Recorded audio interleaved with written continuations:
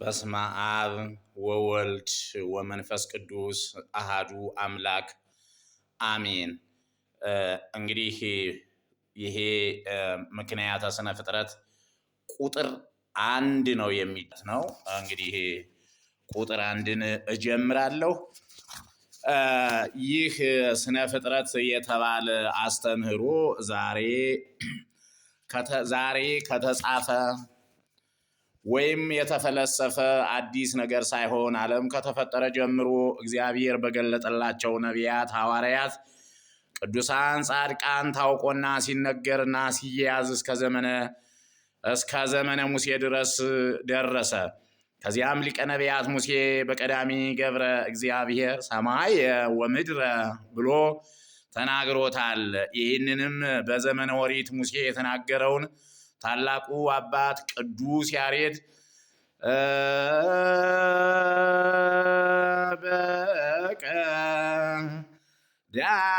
በቀዳሚ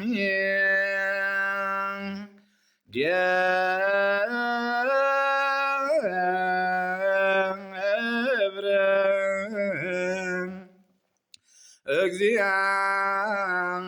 እግዚአብሔር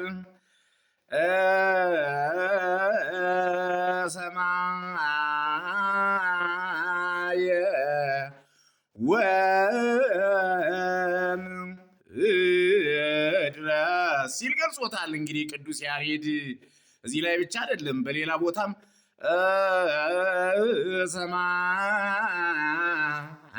ሰማየ ወምድረ አንተ ፈጠርከ ሲል ገልጾታል። እንግዲህ ቅዱስ ያሬድ ለዚህ ነው እንግዲህ የኢትዮጵያ ኦርቶዶክስ ጸዋትወ ዜማ መጽሐፍ ቅዱሳዊ ነው፣ መሰረት ያለው ነው፣ በመንፈስ ቅዱስ የተደረሰ ነው የምንል በምክንያት ነው። እና ሊቀው ነቢያት ሙሴ በኦሪት የተናገረው ነው ቅዱስ ያሬድ በዘመነ ወንጌል በሐዲስ ኪዳን ጊዜ የተናገረው ማለት ነው። እንግዲህ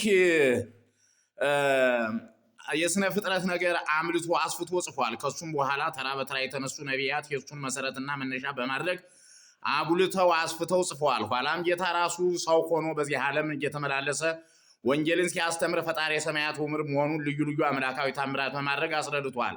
ዮሐንስ ወንጌል ምዕራፍ 4 ከቁጥር 12።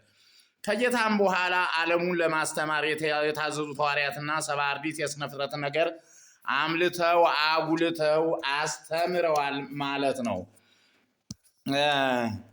ከሐዋርያትና ከሰብዓ አርድእት በኋላ የተነሱ ሊቃውንትም ስነ ፍጥረትን በሰፊው አስረድተዋል። በዘመነ ኦሪትም ሆነ በዘመነ ወንጌል የተነሱ ስጋውያን ፈላስፎች የነቢያትንና የሐዋርያትን የስነ ጽሑፍ አጸጻፍ አጸደቁት እንጂ አላስተባበሉትም። ሳይንስ የተባለ እምነት በሰፈነበት በአሁኑ ጊዜ በነቢያት በሐዋርያት ጊዜ ያልታዩ አዳዲስ ጥበቦችና ፍልሰፋዎች ስለሚታዩ የጊዜው ወጣቱ ትውልድ ምድራዊውን ጥበብ እከታተላለሁ ሲል ከአሁን ቀደም እንዳልተፈጠረና እንዳልነበር አስመስሎ በመጽሐፍ እንዳልተጻፈ አስመስሎ በመጽሐፍ ቅዱስ ውስጥ የሚገኘውን የስነ ፍጥረት ጽሑፍ ከመመልከት ይልቅ ወደ ሳይንሳዊ እምነት አርልቶ ስለሚታይ እንዲያውም ዓለምና በዓለም ውስጥ የሚገኘው ስነ ፍጥረት በልማድ የተፈጠረና የኖረ መስሎ እስኪታየው ድረስ ስለሚያጠራጥር ጥንታዊውን ጽሑፍ መልሶ እንዲመለከት በማስታወስና ለማሳሰብ ያህል ነው። ወኩሉ ዘተጽፈ ለተግሳጸ ዚአነ ተጽፈ ከመ በትዕግሥትነ ወተወክሎ መጻሕፍት ንርከብ ተስፋነ። በትዕግሥታችንና መጻሕፍትን በመመልከት ተስፋችንን እንድናገኝ የተጻፈ ሁሉ እኛን ለመምከርና ለመገሰጽ ተጻፈ እያለ ሐዋርያው ቅዱስ ጳውሎስ በሮሜ መልእክቱ ምዕራፍ 15 ከቁጥር 14 ገልጾታል።